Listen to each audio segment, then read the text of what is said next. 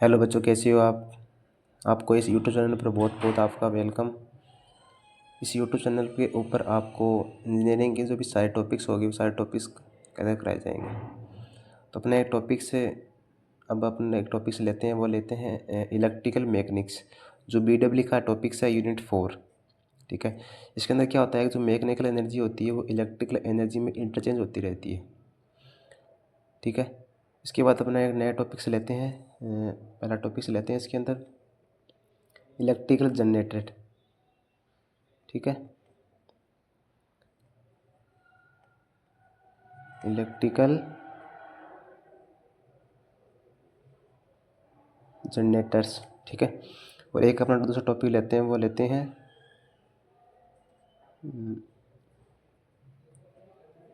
Electrical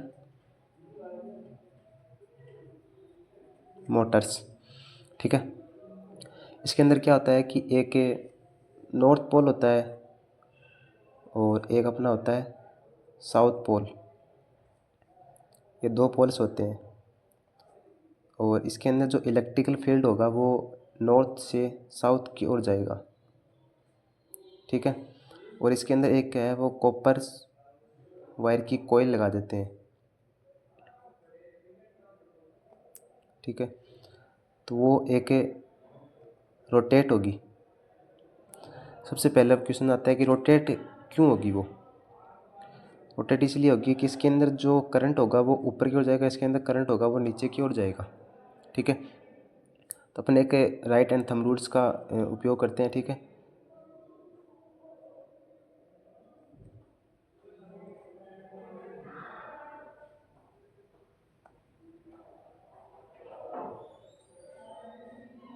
ठीक है।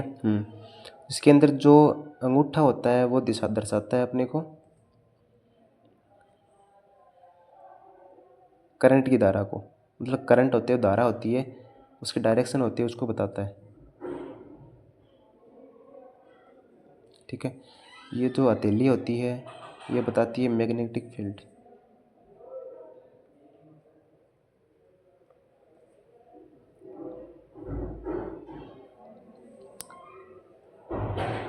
Magnetic field को। ठीक है। जो इसका जो बीच का पार्ट होता है ये बताता है डायरेक्शन को।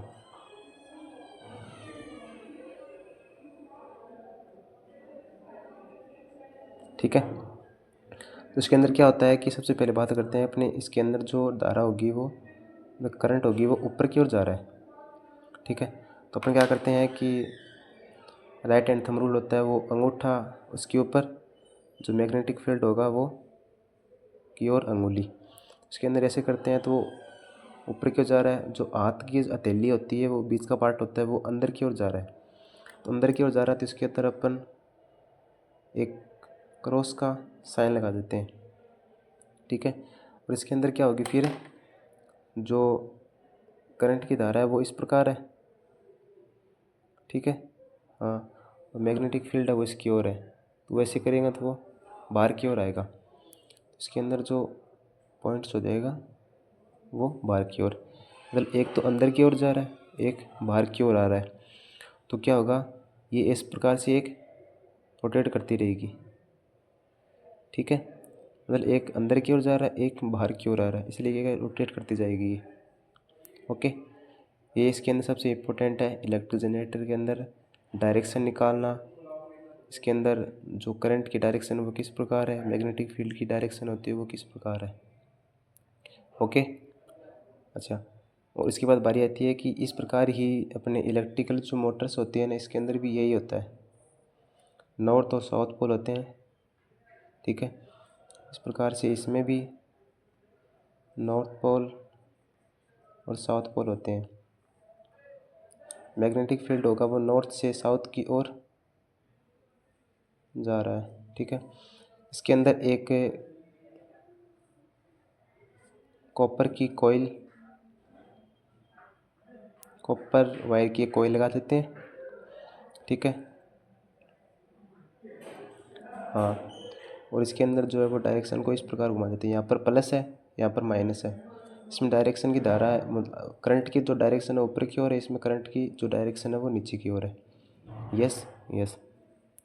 इसके अंदर भी ऐसे ही होता है कि अंदर की ओर जा रहा है, अंदर की ओर का क्रॉस साइन, बाहर की ओर आ रहा है तो ये डॉट का साइन। इस प्रकार ये क्या होगी, रोटेट करती रहेगी। ओके, सबसे इम्पोर्टेंट यही है। और इसके अंदर जो इनपुट के अंदर होगा वो होगी मैकेनिकल एनर्जी, मैकेनिकल एनर्जी। ठीक है, इसके अंदर क्या होगी, इनपुट के अंदर होगी वो मैकेनिकल एनर्जी,